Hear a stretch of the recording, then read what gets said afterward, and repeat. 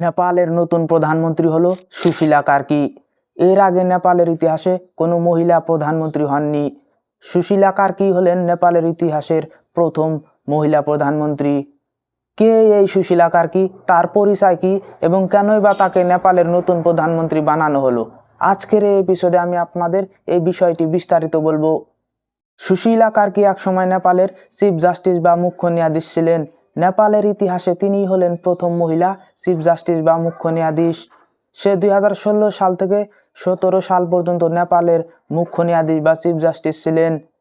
কিন্তু হঠাৎ আপনাদের মনে একটা প্রশ্ন হয়তো জাগতেছে, আর প্রশ্নটি হলো যে কেনই বা হঠাৎ তাকে নেপালের নতুন প্রধানমন্ত্রী বানানো হলো।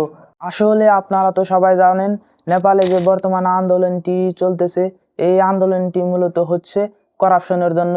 নেপালের former government led by KP Oli অনেক করাপ্ট ছিল এবং এই জন্যই কিন্তু নেপালের জনসাধারণরা আন্দোলন করে কেপি ওলি লেড গভর্নমেন্টকে বহিষ্কার করেছে।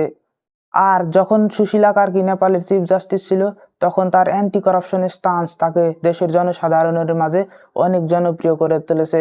চিফ জাস্টিস থাকাকালীন সময় সে নেপালের একটা মিনিস্টার জয়প্রসাদ গুপ্তাকে জেল পর্যন্ত পাঠিয়েছিল করাপশন করার জন্য।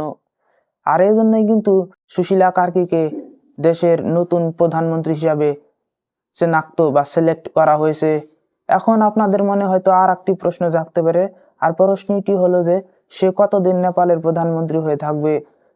এই বিষয়টি নিয়ে যখন একটা ইন্টারভিউ দেওয়াকালীন সময় সুশীলা কার্কিকে প্রশ্ন করা হয়েছে, তখন সে উত্তরে বলেছে যে তাকে দেশের নতুন প্রধানমন্ত্রী বানানো হয়েছে মূলত যাতে তাদের দেশ নেপাল স্থির বা স্টেবল থাকে নতুন করে ইলেকশন করানোর আগে। আর তিনি এটাও বলেছে যে সে 6 মাস থেকে 1 বছরের ওপরের সময় নেবে না তাদের দেশ নেপালে নতুন ইলেকশন করাতে। আজকের এই এপিসোডটি যদি আপনাদের কাছে ভালো লেগে থাকে তাহলে আমার চ্যানেলটি সাবস্ক্রাইব করতে ভুলবেন না, এবং আমার চ্যানেলে এরকমই আরো অনেক এপিসোড পেয়ে যাবেন, সেগুলো দেখতে ভুলবেন না। দেখা হবে পরবর্তী এমনই একটা এপিসোডে। ধন্যবাদ।